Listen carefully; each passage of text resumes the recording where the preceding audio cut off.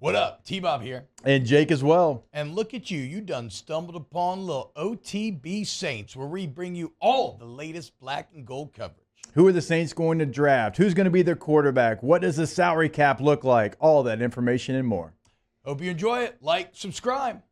Look, obviously they have hired Kellen Moore, and since then he has hired his offensive and defensive coordinators. You got Doug Nussmeier on the offensive side of things. You got Brandon Staley on the defense. Just kind of surface level, like, what are your thoughts on those coordinator hires? Well, for starters, I think for Doug Nussmeier, he's somebody that has worked with Kellen Moore, at every stop since 2018. He was there with Kellen Moore with the Cowboys, he was with Kellen Moore with the Chargers, and, of course, he was with Kellen Moore with the Eagles. So it made sense why he was the guy to go with as the offensive coordinator. He's not really calling the plays. He's more there to kind of help with game planning and also, be a close confidant of Kellen Moore. For Brandon Staley was the head coach of the Chargers in 2023, where Kellen Moore was offensive coordinator. So, of course, they have some sort of relationship. And on top of that, he runs a 3-4 and is a Vic Fangio guy. That's somebody that Kellen Moore worked with when he was with the Eagles. But the only question I have about Brandon Staley is, will we see the Brandon Staley defense from 2020 when the Rams had the number one defense, or will we see the Brandon Staley defense when he was the head coach of the Chargers, where they were no better than 20th throughout his 3 years with the Chargers? Now, that may have to do with him taking on more responsibilities because he was the head coach, but we will see, because right now in New Orleans, heads are going to roll right now because I think everyone wants Mickey Loomis gone. Speaking of Mickey Loomis being in the headlines, look, he came out last week and was saying, look, the Saints' plan right now, at least for the moment, is to stick with Derek Carr this season at quarterback. Is that the right move or the wrong move? That's a great question, Taylor. It's the right move and the wrong move at the same time, Yep. if you know what I'm saying. The Saints dug themselves a hole by giving a lucrative 4-year, $150 million deal with a no-trade clause. Guys like Derek Carr usually don't get that. Derek Carr, he's been a decent quarterback throughout his entire time with the NFL. He's a 3 or 4-time Pro Bowler. But he's not somebody that's going to take you to the next level. And I feel like the disconnect between a lot of people that cover or are fans of the Saints and then with the front office. The front office thinks they're one player away from winning a lot of football games. However, they're more like 21 players from winning a lot of football games. And I feel like that's the disconnect that the Saints have with everybody else, that they seem to be one place where everything's like rainbows and rainbow unicorns, while in New Orleans it seems like we're in Chernobyl in this sense. Speaking of, the Saints quarterback situation, look, obviously they mentioned Derek Carr. A lot of people are like, hey, can you grab a free agent? Can you grab somebody in the draft? Spencer Rattler is a guy that a lot of Saints fans have a lot of different opinions on. Some people are like, oh, I loved what I saw from Spencer Rattler. Some people are like, well, I think Spencer Rattler left a lot to be desired. What are your thoughts on him and maybe his future with this franchise? Well, I don't know if he's the short-term or the long-term answer. Yeah. What I do know is that he has a lot of talent, right? He was the number one player coming out of high school. I know he had a pretty inconsistent career in college with Oklahoma and South Carolina. But the talent's undeniable, right?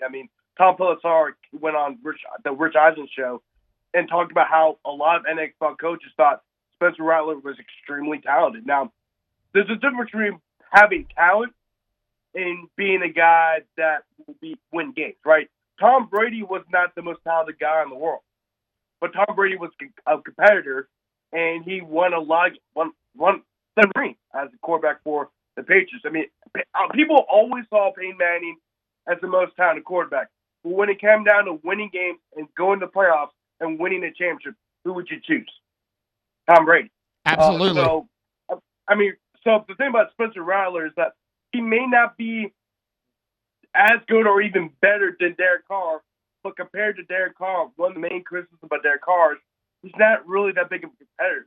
He's not a guy that's going to challenge his teammates or even make his teammates better. We had not seen that throughout his career in the NFL, going back to the Raiders. Grant, so many people, just outside of Derek Carr, they're talking about they want a complete rebuild for the New Orleans Saints. I, for one, am all for it. But, you see the cap situation the Saints are in, and one guy that's going to have a big cap hit is Cam Jordan. Look, he's not getting any younger. What are your thoughts on the Saints potentially trading away Cam Jordan? Look, it's not even just Cam Jordan. I think if you're the Saints, like, you have to be in rebuild mode. Like, you should have been in rebuild mode 2 years ago. And the fact that we're talking about trading Cam Jordan, I know as much as people in New Orleans love Cam Jordan, I think one of the worst moves that the Saints made was extending Cam Jordan, despite his play going on the down, right? And now you're in this horrible cap space situation where you're $54 million over the cap. And then, there was a lot of talk about the Saints releasing Taysom Hill, but now they're resigning Taysom Hill.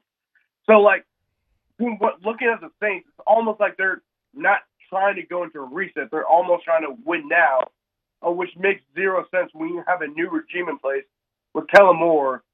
You have the fourth oldest roster, and really at this point, you should do whatever you can to get under the cap, whether it's restructuring contracts, whether it's trading players. So if you trade Cam Jordan, it's not the end of the world, but who's going to take Cam Jordan right now? Who's 35 years old, will be 36 during the season, and, his play's going down. Will he be used for? That's kind of where the Saints are at right now. All the players they want to trade away are older. Yeah, I'm glad you. 35 years old.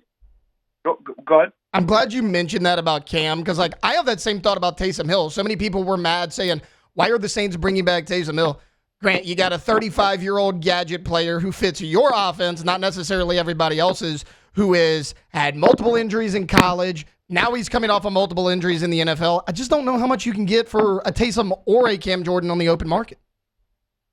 Right, exactly. I mean, Taysom Hill's coming off a major knee surgery too, right? So, and he's 35 years old. Right now, he's probably thinking about his post-playing career. That's where Taysom Hill's at in his career. I mean, he's an older player. Not only, you may look at his years whoa, how is he 35? Well, he went to BYU. Of course, they take 2-year Mormon missions, and then they come back and play college a lot of times. So it was generally an older. He was even an older player in college. So right now, if you're the Saints, there's no reason why you should bring back Taysom Hill. If you want to bring back a Taysom Hill-esque player, in reality, the Saints should draft Tyler Warren. I know you're going to probably ask about the draft, but Tyler Warren was a phenomenal tight end in college. But not only that, they used him in a lot of wildcat situations because he was actually the high school quarterback.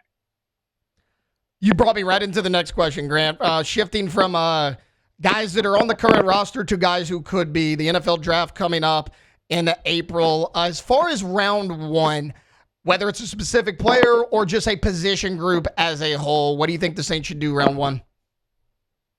Well, I know Kellen at his introductory press conference talked a lot about the trenches, right? So a lot of people are thinking maybe they might draft a deep lineman, which is reasonable because they do need another edge rusher because, of course, Cam Jordan is getting older. He might be retiring after this year. So that's a possibility. And people are talking about the offensive line, but really the need for offensive line is interior offensive linemen, but there's really not that much top-notch interior offensive linemen. They're more offensive tackles, and right now I think the Saints are comfortable with their offensive tackles at the moment, right? Despite Trevor Penny's struggles. If I'm the Saints, I would draft a pass catcher, whether that be a receiver or tight end. Of course, a receiver, you have Chachere and McMillan.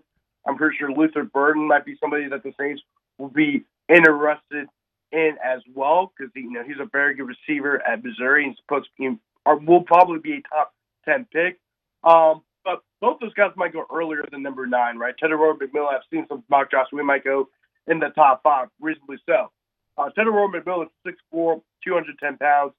He will not only provide a third option in the passing game, which you desperately need given the injuries you had last year, but he's also a bigger receiver. Like he said, he's 6'4", 210 pounds. Nobody on the Saints has that type of size. So you probably need a guy like him. But I think really the Saints will draft like the Tyler Warren. Tyler Warren not only is a great pass catcher, but who also provides support on the edges, right? He can help out Trevor Penny or Taluza Fuaga with blocking on the edge. But like I said, he's also has been used as a wildcat quarterback. So, if you're trying to bring in somebody like that in like short yard situations, Tyler Warren will be perfect for that. I know there's still some questions about his blocking ability, but Tyler Warren's a top 15 pick for a reason, right? He's an extremely gifted athlete and a great pass catcher, and really was one of the reasons why Penn State made it as far as it did in the playoffs. Grant Chachere joining us right now, reporter for Crescent City Sports. Grant, let's get away from the round one, and I agree with everything you said. As far as quarterbacks go, obviously the Saints are not going to grab somebody in the first couple rounds, but are there any late-round QBs you like? Yeah, for starters, I think Jackson Dart is somebody that the Saints can look at. I think he's probably going to be more of a day 2 pick. However, I've been hearing a lot of people praise Jackson Dart, so he could possibly move to day 1. I don't know yet. I mean, we won't know more pretty much until after the pro days, because obviously you had the combine this past week, and then of course you had pro days coming up. So a lot more could be coming out. We saw Brian Thomas be a borderline first-round pick to being a bona fide first-round pick due to the combine and pro day. But I think the Jackson Dart is somebody the Saints will probably look at. I think the Saints will also look at a guy like Kyle McFord, a guy who is a competitor, right? Remember, he got sent away from Ohio State for Will Howard, which is another guy I think the Saints will look at as well. But Kyle McFord went to Syracuse instead of bulking down and just like, oh, whatever. He balled out at Syracuse, right? He was the reason why they went 8-4. He had a phenomenal year at Syracuse, throwing for over 4,000 yards. I know he has a little bit of an interception problem, but his competitive nature is there, and I think that's somebody that the Saints desperately need right now. When right now it just seems like the Saints are on a downward spiral, and they have been so for the past 3 years. But also speaking of Will Howard, that's somebody that the Saints will probably look at in the late rounds as well. He was a 3-4 year starter at Kansas State, goes to Ohio State, has a great year, and really showed his ability in the playoff when the Buckeyes needed him the most, winning the national championship in the process. Grant, before I let you go, not only are you with Crescent City Sports, you cover a lot for LSU as well. I see you out there at all the fall practices. I'll probably do the same this coming year. Look, spring practice coming up for LSU, but Bo Davis leaving as a defensive line coach and going to the New Orleans Saints. What does that mean for the Saints? What does that mean for the Tigers? Well, that is definitely LSU's biggest loss going this spring, and it's definitely the Saints' biggest gain going into the offseason course. Bo Davis is arguably the best defensive line coach in football, period, regardless of level. He's a guy that not only is coached at the college level, was a long-time Saban assistant for a very long time, but he's also a guy who's coached in the NFL for, I think, about 5 or 6 years, most recently with the Detroit Lions from 2018 to 2020, before accepting the same job with Texas. And I saw a lot of Twitter debate about Bo Davis with LSU fans and Saints fans. That's something I still haven't figured out yet, because not only am I a longtime Saints fan, of course, being from New Orleans, but also went to LSU. So I never really got the fuss between LSU and the Saints. But what I do know is that it just seems like Bo Davis is ready to get out of college, right? With all the changes and everything like that. And when the Saints job opened up, I mean, it was kind of like, oh, I'm going to take it. He's a grown man. He made a grown man decision. And, he still loves LSU. He went to LSU. He played at LSU. Obviously, he coached at LSU. But I think he just probably want to get back to the NFL, where you don't have to, deal with, recruiting and NAL and how much you pay this guy, and of course the transfer portal, and you might not have the same guys each and every year because of those two factors. I just think he's just had enough of them. He's an older coach. People have to remember that he's 54, 55 years old, which is pretty old for a coach, especially at the college level. Grant Chachere, reporter for Crescent City Sports. Grant, thanks for hopping on with us today, man. No problem. Thank you for having me on, Taylor. Wow, just amazing black and gold takes right there, Jake. I don't think I've ever heard any takes that are better than the two guys that just gave you that take. And you can keep getting them by going ahead and liking, subscribing, ringing the bell to get notifications when we post. Have a great day. We'll see you on the next OTB Saints.